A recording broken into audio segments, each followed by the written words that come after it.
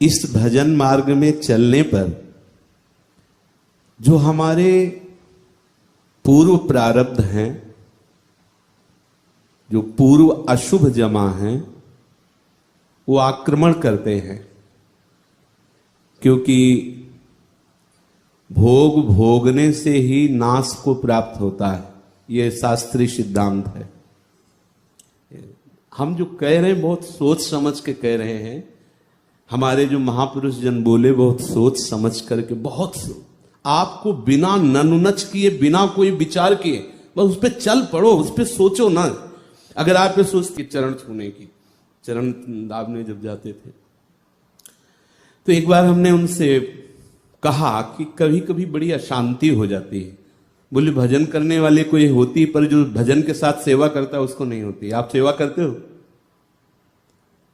तो हम कहा गुरुदेव भगवान की सेवा में जाते हैं। हाँ, बोले समर्थ सेवा है, थोड़ा धाम की भी सेवा करो, परिक्रमा में झाड़ू लगाया करो, सोहनी लगाया करो। फिर उन्होंने बताया कि राधा कुंड में एक संत भगवान थे, तो समय से अपना नियम पूरा करते जप का, फिर राधा कुंड की सोहनी लगाते। और वहां जैसे कोई बाहरी लोग आए हुए फूंक दिए ये ऐसे, या वयोवृद्ध खार के आसपास, तो वो सब हाथ से उठाते थे और धो करके पवित्र करके ऐसे। एक दिन उन्होंने देखा कि वो सोहनी लगाकर बैठे हुए नाम चिंतन कर रहे थे, तो एक काला पुरुष आया, वृद्ध जैसा, बड़ी दुर्गंध आ रही थी, पर वो कांप रहा था। तब इन्होंने कहा क्या बात है, क्या परेशानी है? तुम आके हमारे सामने खड़े हो गए हो, लेकिन तुम कांप रहे। बोले हमारी हिम्मत नहीं पड़ रही थी आपसे बात करने की, मैं आपका अशुभ प्रारब्ध हूं। ओ, तो क्या तुम्हारा स्वरूप है? तो उनका 12 वर्ष तक गलित कुष्ठ के रूप में मैं आऊंगा तुम्हारे शरीर में, पर मेरी हिम्मत नहीं पड़ रही कि मैं तुम्हारे शरीर का स्पर्श कर सकूं। पूज्य श्रीधर बाबा ने सुनाया था। तो उन्होंने कहा 12 वर्ष हमारे पास समय नहीं कि हम तुम्हें लेकर बैठे रहें।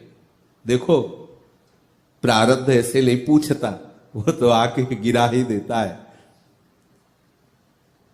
जाओ, हमारे पास समय नहीं। दूसरे दिन आए, उन्होंने कहा रात दिन मिलाकर के हम 6 वर्ष में भुगा देंगे, आप स्वीकार कर लो।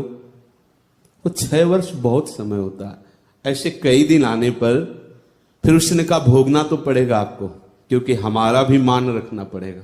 तो उनका 24 घंटे देते हैं तुम्हें, तो उनका कोई औषधि नहीं लोगे, कोई सेवा नहीं करेगा। बोले वादा पक्का। एक कमरे में बाहर से ताला लगवा दिया और शिष्यों से कहा कि हम कितना भी चीखे, चिंता मत करना, 24 घंटे की केवल लीला, इसके बाद हम निकल आएंगे। सबको पहले से जे ही उन्होंने कहा हमें स्वीकार, तो नख से लेकर के सब गलित कुष्ठ, पीप, दुर्गंध, 24 घंटे भयंकर त्रास। 24 घंटे बाद फिर जैसे चमकता हुआ एकदम तेजो में शरीर आ गया।